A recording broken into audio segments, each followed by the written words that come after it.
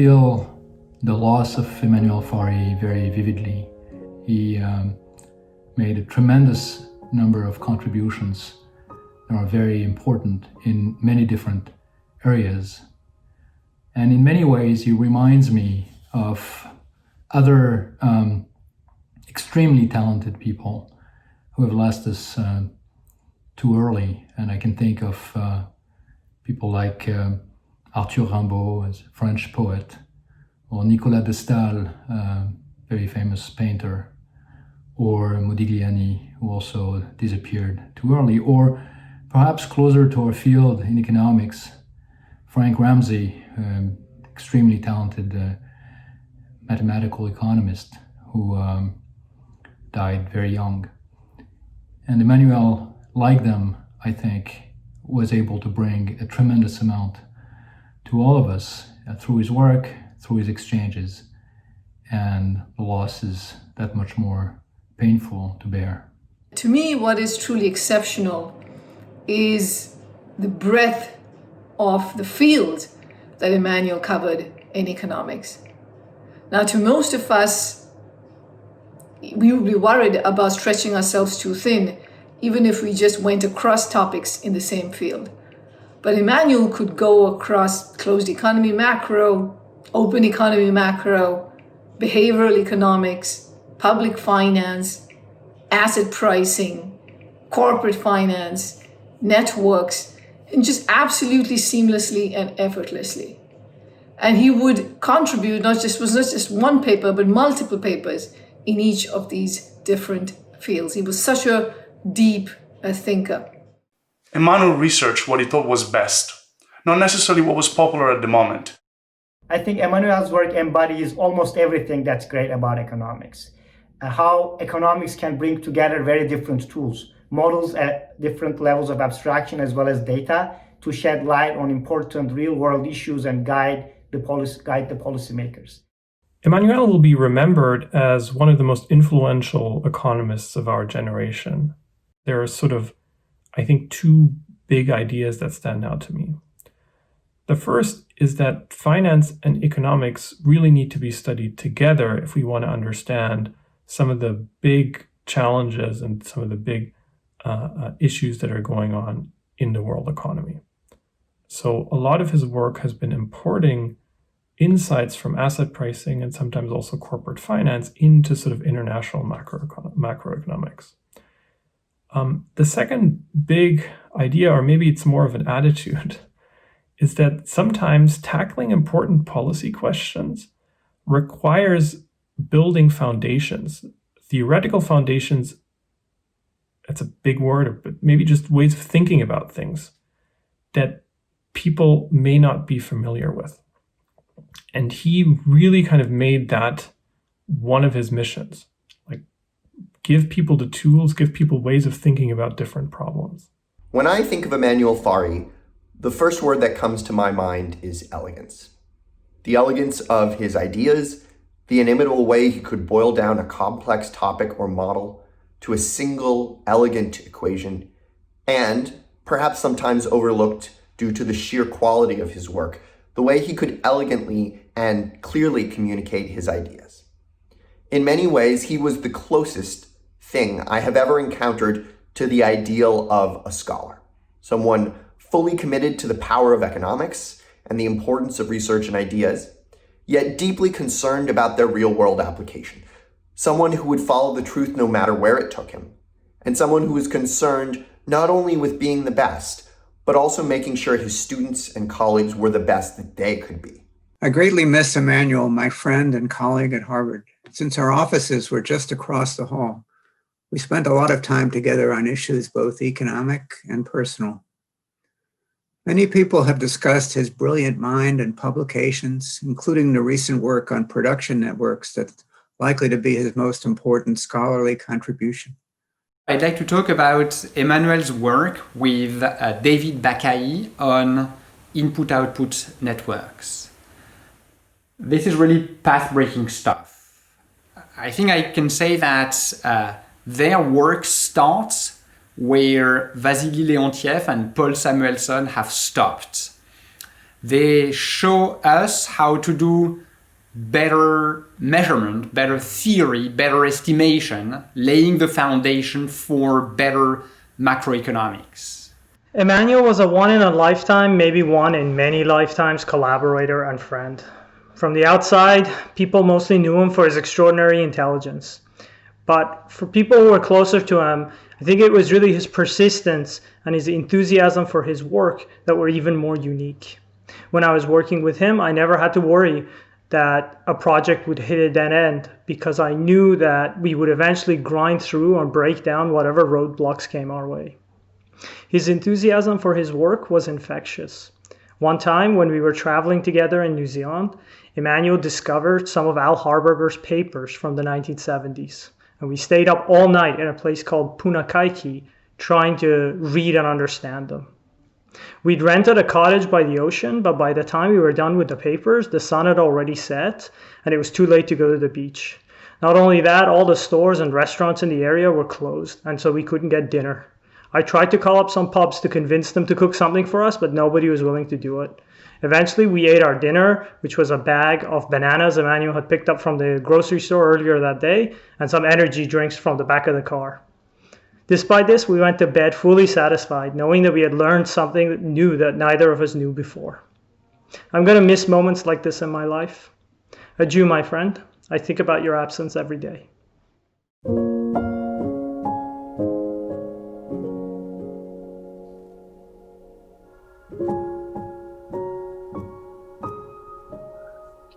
As Emmanuel's students, we would like to share how important he has been for us as a mentor and as a role model.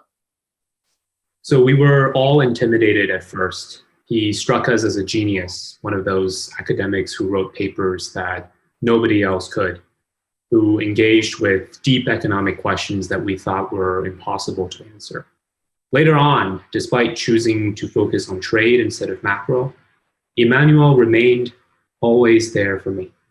And literally so. His lit hour office door was always open, and he meant to encourage us to drop by anytime. It became apparent that he was such a well-rounded person to chat anything with.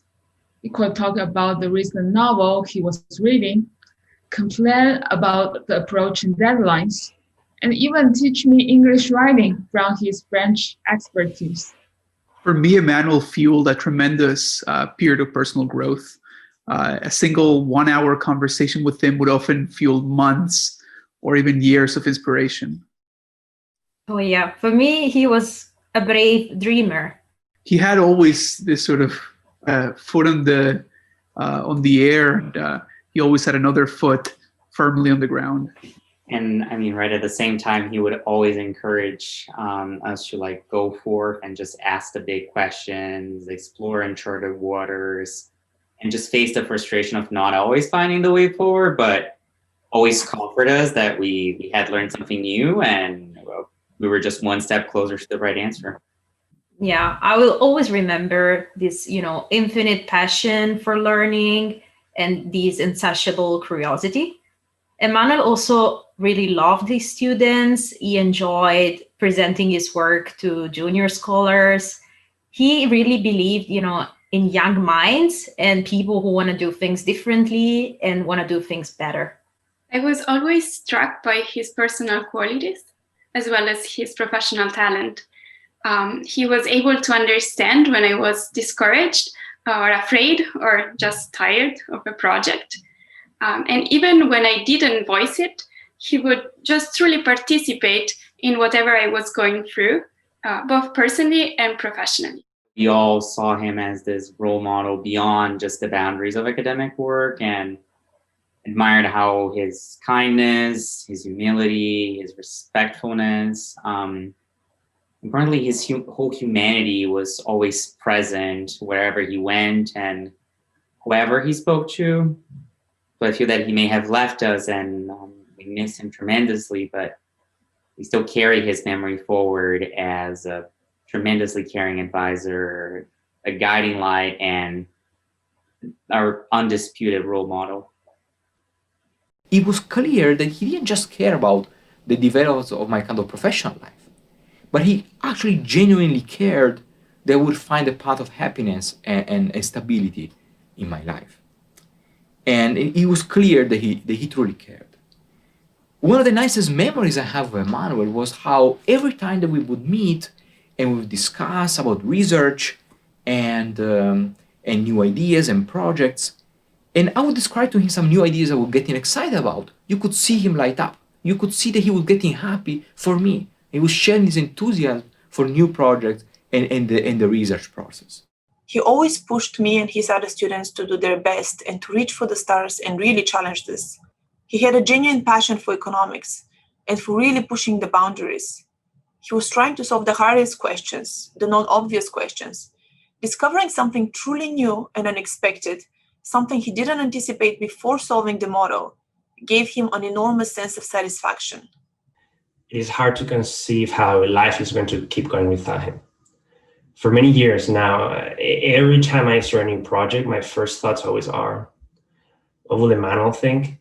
Will he think this project is interesting? Will he find this idea trivial or uninteresting? The greatest fear was always that he will know an obscure 1950s paper I never heard of or anybody else ever heard of, who already solved the same problem I was trying to tackle. And the best part of preemptively asking these questions was to meet with him later on and actually get his thoughts. And no matter how much I thought I could guess his comments, he will always come up with something new, a new angle, a new way to improve the project, to connect it with something else. And these moments were really exciting. They were always very exciting. I don't think this will change over time, though.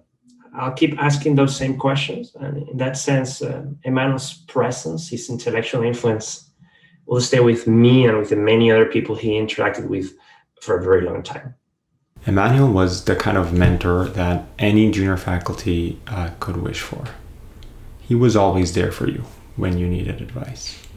Like literally always there. I will miss Emmanuel forever. Returning to the office will never be the same. He leaves us an amazing body of work, which I'm sure will endure the test of time. But sadly, we will never get to see him shape the next generation of macroeconomists. And this is also an unbelievable loss.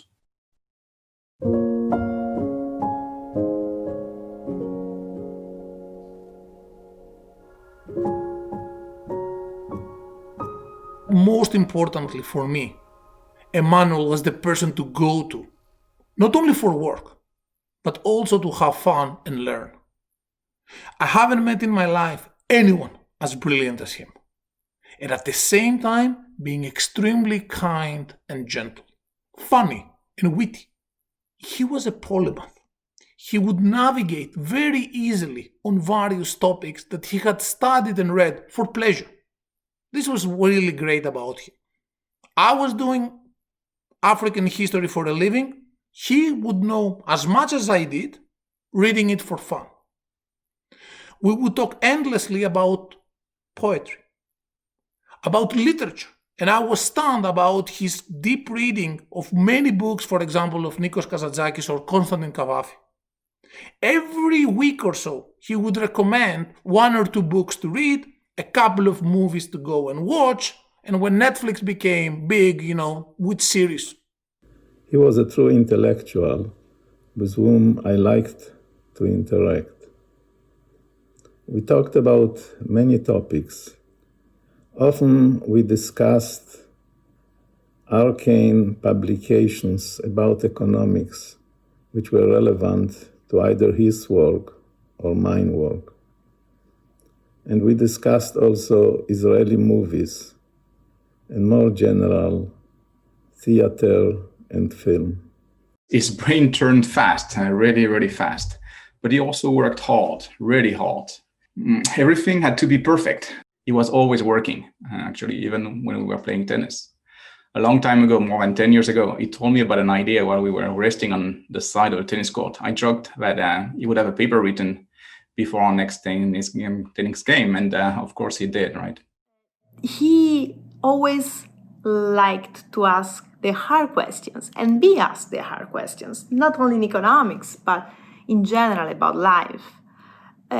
He was always also a rare combination of a person who was extremely ambitious in the sense that he was setting the bar for him very high, always. But at the same time, he was always extremely humble. And this is because he was really a genuine, curious person. And as any curious person, he was always ready to listen to somebody with a different point of view or a new idea, a different idea. It was a pleasure talking to him. Emmanuel was also very kind and generous, and he cared deeply about people and about fairness. He was generous with his time, he was generous with his caring, he was generous with his knowledge, and he was generous with his money, with any means that he had. That's Emmanuel to me. Recently, when we last met, he told me that a friend of his had to go through an expensive medical procedure. That friend couldn't afford the procedure, so Emmanuel just paid it in full. And I was not surprised. That's exactly the type of person Emmanuel was. When I happened to be at Harvard for a seminar during the Boston Marathon bombing day, and Emmanuel found out that I'm there, he didn't let me stay by myself on that dreadful day. He walked all the way with me from Cambridge to Boston to make sure that I get home safely. The experience happened a few years ago when I gave a paper that was still in preliminary form at a conference. I reported that there were some things that my co-author and I still didn't understand. Emmanuel was in the audience, and I ran into him several hours later. He told me that he'd emailed me a short note about the things that confused me. And when I saw the note, I couldn't believe my eyes. It took me and my co-author several days to understand what he was saying, but in the end, he totally resolved our confusion. While his inner circle of close friends and co-authors probably had this type of experience many times, it says a lot about him that he could be so generous with someone like me who was not part of his inner circle.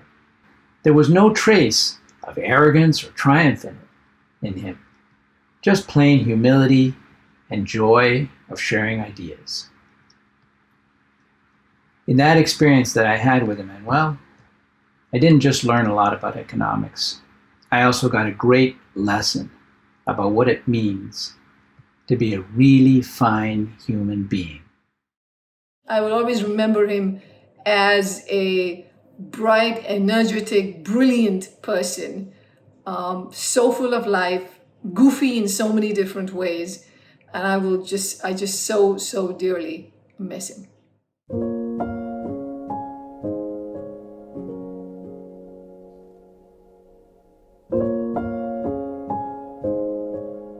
It's been a few months now since Emmanuel passed away, but I think I still have not digested his loss. Maybe when this brutal pandemic subsides and I have a chance to go back to the tower, the fact that he's no longer with us will finally sink in. In the meantime, he lives vividly in my dreams. I dream about walking toward my office, noticing his door open, walking a few extra steps to have a brief, maybe a long conversation with him about how crazy life has been in the last few months. And I also dream about discussing research with him, telling him what I've been up to, listening to what he's been up to. But sadly, that's just a dream, and it's one of those dreams that will never come true. I want to remember Emmanuel a bit like the French poet Arthur Rimbaud, an incredible light, but far too short. One image I have of Emmanuel that I think I'll always remember distinctly is the smile on his face as he stepped into the gold room where the Bretton Woods Agreement was signed for the first time. At the time, Emmanuel was working on a paper on the international financial system, and you could tell as he gazed around the room that Emmanuel was at home in the right place. And if there is a heaven, I expect one would find Emmanuel in that gold room, deep in conversation with Keynes about economics and immensely happy. We'll miss Emmanuel. He was a tremendous gift, and I can't imagine economics without him. I'm thinking of you every day. I really hope that you have found your dudes. And every now and then, You also chat with Alberto. Once he said, if we're not all in this profession to solve the mysteries of the universe, then why are we doing this at all? At the time I laughed because only Emmanuel could say something like this and really mean it. This is the kind of exceptional individual that Emmanuel was, one of a kind. This is the person that the profession has lost way too soon. Emmanuel, while I believe only you had the potential to solve truly the mysteries of the universe, we will all do our best to carry your legacy in our teaching, in our advising, and in our research. The mark that you have left on mine and many others' lives, both personal and professional, is tremendous. I'll forever miss you. May you rest in peace.